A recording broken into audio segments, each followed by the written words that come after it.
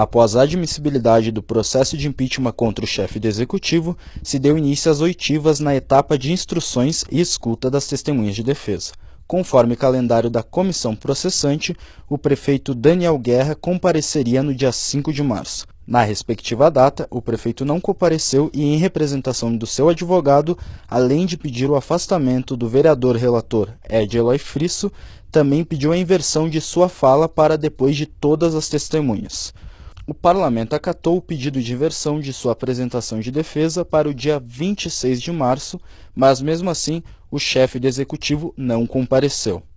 No nosso entendimento, o não comparecimento do senhor prefeito a essa audiência, ela se dá pela razão de estar em tramitação um mandato de segurança onde se pede o afastamento do vereador relator, pelas razões já deferidas, né? Ou seja, parcialidade, posicionamento sempre contrário e de forma pejorativa ao senhor prefeito municipal ao longo dos anos, e isso, pela visão da defesa, não é aceitável. Então, nesse momento, a defesa entendeu que não se faria necessária a presença do senhor prefeito, porque esvaziaria os pedidos que naquele mandato de segurança foram requeridos. O prefeito deixou claro várias vezes, inclusive antes mesmo de entrarmos com o mandato de segurança, que ele gostaria de vir. Mas, por estratégia jurídica, orientamos a ele não comparecer. Então, nesse momento, o nosso posicionamento é esse, e assim nos manteremos caso ocorra algum outro tipo de situação que venha a reverter esse nosso pensamento. O desembargador do chefe do executivo ainda levanta o fato de estarem aguardando o recurso junto ao Tribunal de Justiça de anulação do processo recorrente. Tem que destacar também que, pelo passar e o transcorrer dos dias, se esqueceu que existe um outro recurso que tramita no Tribunal de Justiça, que requer, inclusive, o cancelamento ou a anulação de todos os atos realizados após a apresentação ou o protocolo da denúncia aqui na Câmara de Vereadores. Esse agravo de instrumento que foi impetrado pela nossa equipe, ela encontra-se para julgamento, e se for julgado antes dos atos finais, poderá mudar todo o cenário do processo de impeachment. Primeiro, da maneira como se deu. Eu vou começar pelo primeiro item. O processo, o pedido, inclusive, da denúncia, ele foi protocolado às 16 horas e 18 minutos, se não me falha a memória. O regimento, ele diz que a denúncia deveria ter sido protocolada até às 16 horas para entrar na pauta de discussão do próximo dia. Então, ultrapassando o prazo legal, não há que se discutir o recebimento da denúncia na pauta seguinte, na audiência seguinte, ou na sessão seguinte. Essa é a primeira irregularidade, né, que não foi observada. A segunda forma como foi conduzido a questão da escolha da comissão processante, o sorteio e os atos que ali se fizeram em relação à sessão onde se recebeu a denúncia e se aprovou o ingresso da mesma. Então, são dois pontos assim que me lembro de cabeça que se requer aí a anulação desses atos por não obedecer efetivamente aquilo que a legislação determina. O presidente da comissão processante faz a leitura da etapa de oitivas realizadas e como a comissão exerceu sua função. Na verdade, a comissão ela está cumprindo todo um rito desde que nós falamos do decreto-lei 201 de 27 de fevereiro de 1967, e esse é um período que nós estamos fazendo de instrução das oitivas, né, que está seguindo toda uma ritualística. Nós estamos fazendo o nosso trabalho, como vocês têm acompanhado. Prejudicado o nosso trabalho não fica, porque nós vamos fazê-lo de igual, porque nós já temos o total conhecimento do documento externo 728, nós vamos analisando durante todo esse período, durante todo esse processo, nós estamos a par, estamos cientes, na verdade, era o contraponto da defesa, né? Portanto, enquanto trabalho da comissão, nós vamos fazer o nosso trabalho normalmente. Evidentemente que para a população em geral seria importante a defesa do prefeito, né, da sua oitiva. Uma vez definido as razões pelo seu procurador, nós respeitamos e vamos continuar fazendo o nosso trabalho até o final. Dentro do processo de impeachment, a defesa do prefeito Daniel Guerra pediu o afastamento do relator Ed Eloy Frisso, trazendo o ponto de parcialidade do parlamentar no processo, podendo prejudicar o andamento baseado apenas nos autos.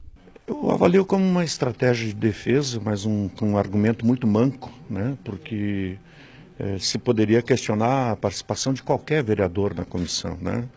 Digamos, se fosse sorteado o irmão do prefeito ou fosse sorteado um outro vereador vinculado à base do governo, se levantaria suspeição por conta da vinculação com o governo? Obviamente que não, né? Então, esse argumento de uma eventual rixa política entre mim e o prefeito, eu coloco como uma situação mais do ponto de vista de estratégia de defesa do que, eventualmente, uma condição que determinaria uma eventual suspeição, assim por diante. Mesmo porque o decreto é muito conclusivo, né, com relação à participação dos vereadores. Só permite a retirada de um vereador da análise do processo se ele é o denunciante, o que não é o caso. No caso, são vários denunciantes, né, que apresentaram o processo.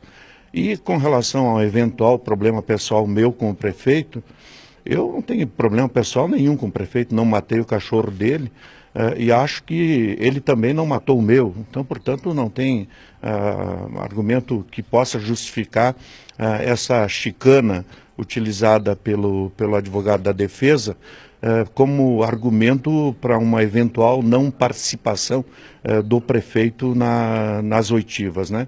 Acho que, nesse sentido, nós somos inteligentes o bastante, né, para compreender que isso não passa de argumento de defesa, de estratégia de defesa. O relator fala sobre o processo ter como meta ser finalizado ao final do mês de abril. O nosso prazo ele se encerra no final de abril, né? Pelas nossas contas, né? Pelas nossas contas, em razão da suspensão judicial que aconteceu. Então, a defesa do senhor prefeito tenha esses 5 dias para razões escritas.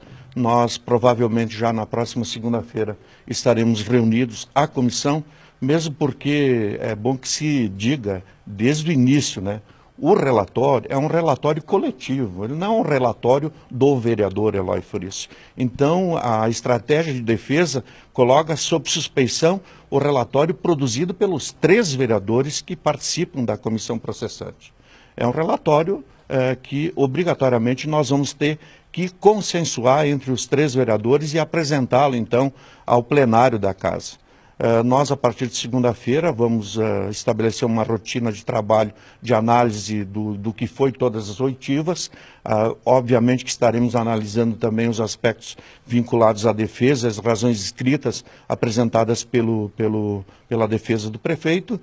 E a partir daí vamos estabelecer um prazo de comum acordo com a presidência da Câmara para a definição, então, de uma data para levar esse processo à votação pelo plenário.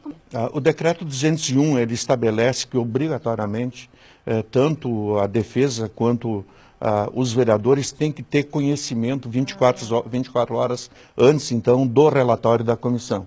Então, o relatório será público, né? Até para que não se alegue que, eventualmente, os vereadores não tenham conhecimento do relatório, né?